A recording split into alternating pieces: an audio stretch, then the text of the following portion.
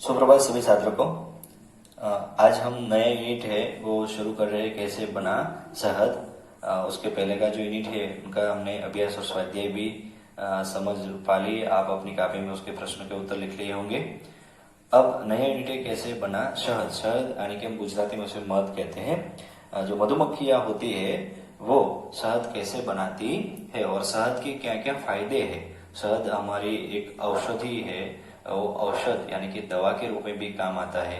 हमारी जो दादी है, दादी जो वैद्य बनती है और हमारे कुछ ऐसे रोग होते हैं उनमें दवाई का काम करता है वो शहद। शहद वैसे भी सभी बच्चों को मीठा और बहुत पसंद है, सभी बच्चों को भाता भी होगा। शहद खाना सभी बच्चों को अच्छा भी लगता होगा। तो ऐसा एक पार्ट है, उसमें बताया गया है शहद कैसे बनता है, शहद बनाने की प्रक्रिया क्या है और वो कौन कौन से काम में आता है। घरेलू उपचार यानी कि घर बैठे हम उसके दवाई के रूप में कुछ दवाइयां भी बना सकते हैं। प्रस्तुत पाठ में शहद बनाने की प्रक्रिया और घरेलू उपचारों में उनके प्रयोग का रोचक वर्णन किया गया है। दादी नानी के घरेलू उपचारों के नुस्खों में शहद का बहुत प्रयोग होता है।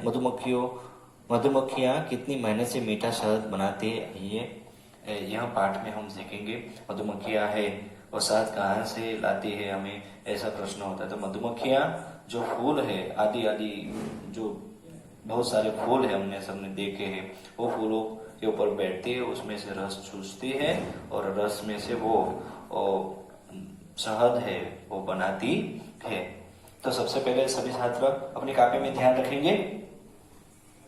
गरिमा जब शाम को पार्क में खेल कर घर पहुंची तो उसके गले में दर्द हो रहा था। गरिमा नाम की जो लड़की है वो पार्क में खेल रही थी। वो घर पहुंची तो उसके गले में दर्द हो रहा था। उसकी नाक और आंख से पानी बह रहा था। उसे कुछ भी अच्छा नहीं लग रहा था। गरिमा रात का खाना भी ठीक से नहीं खाया। उसे खांसी जुकाम हो गया था। इतनी रात में उसके माता पिता उसे डॉक्टर के पास नहीं ले जा सकते थे क्योंकि दवा जो हॉस्पिटल है सब वो रात में तो बंद हो जाते हैं।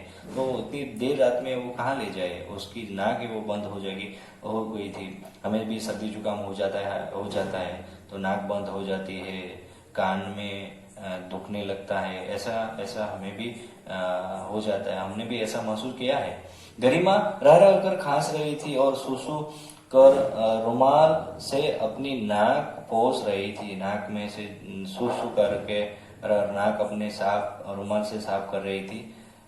यह देखकर दादी माँ ने उसे अपने कमरे में बुलाया। फिर उन्होंने गरिमा की माँ को आवाज दी और उन्हें थोड़ा अदरक और काली मिर्च पीसकर लाने के लिए कहा। अदरक और काली मिर्च गरिमा की माँ को दादी माँ ने बोला कि लेके वो उनके कमरे में जाए। गरिमा की माँ एक कटोरी में अदरक और काली मिर्च पीसकर ले आई। गरिमा रोने लगी, बोली मैं मिर्च नहीं खाऊंगी। दादी माँ ने कहा, गरिमा तुम्हें मिर्च बिल्कुल नहीं लगेगी, मिर्च बिल्कुल नहीं लगेगी, वो तीखा तुम्हें बिल्कुल नहीं लगेगा, तुम खाकर तो देखो। यह कर दादी माँ ने अपनी अलमारी से एक शीशी निकाली। अलमारी में से एक शीशी दादी माँ ने निकाली। गरिमा ने पूछा, दादी माँ यह क्या है? दादी माँ ने बताया, यह शहद है। गरिमा ने पूछा, शहद क्या होता है? दादी माँ ने कहा, यह मधुमक्खियों के छत्ते से मिलता है। यह मधुमक्खियां जो छत्ता बनाती है उसमें से यह शहद मिलता है। गरिमा ने फिर पूछा, दादी माँ मधुमक्खियां शहद कहाँ से लाती है? दादी माँ बोली, शहद फूलों का मीठा रस है। गरिमा ने दादी माँ से पूछा कि ये शहद मधुमक्खियां कहाँ से लाती है? बाजार में से लाती है, दुकान से लाती है? तो दादी माँ बोली, शहद फूलों का मीठा रस है। मधुमक्खियां फूलों से रस इकट्ठा करती है और उसी से शहद बनाती है।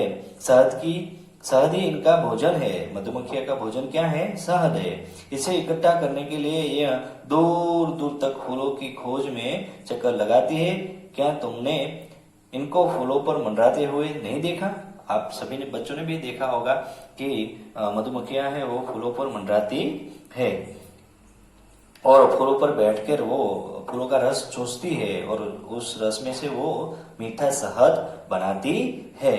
हाँ देखा तो है, गरिमा बोली। मधुमक्खियां बहुत मेहनत करती है और बड़ी कारीगरी से अपना छत्ता बनाती है। आप सभी ने मधुमक्खियों का छत्ता भी देखा होगा, जाली जाली जैसा होता है। बहुत ही वो कारीगरी से वो अपना छत्ता बनाती है, अपना घर बनाती है।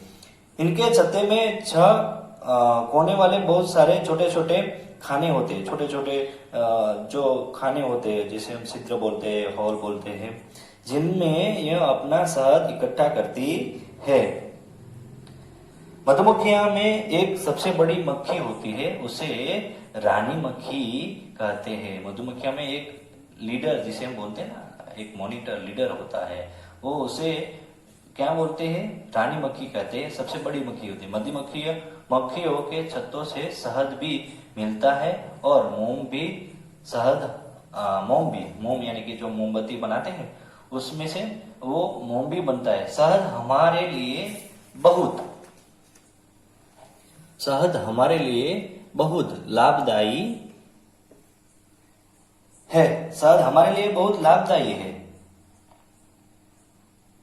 इससे बहुत सारी दवाइयां बनती है।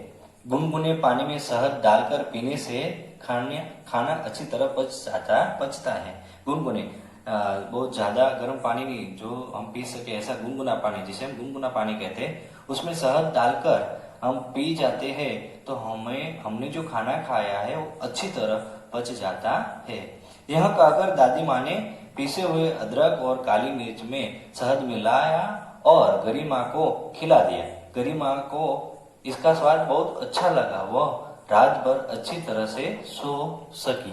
गरिमा को यह शहद जो पिलाया, अदरक और काली मिर्च वाला, तो गरिमा को जो नाक बंद हो गया था और जुकाम हो गया था, वो धीरे धीरे ठीक हो गया और अच्छे से वो पूरी रात भर सो सकी। यहाँ पर हमारा जो पाठ है वो पूर्ण होता है और आपको अपनी कॉपी में कठिन शब्द लिखने हैं। उसके बाद हम अभ्यास सिखाएं।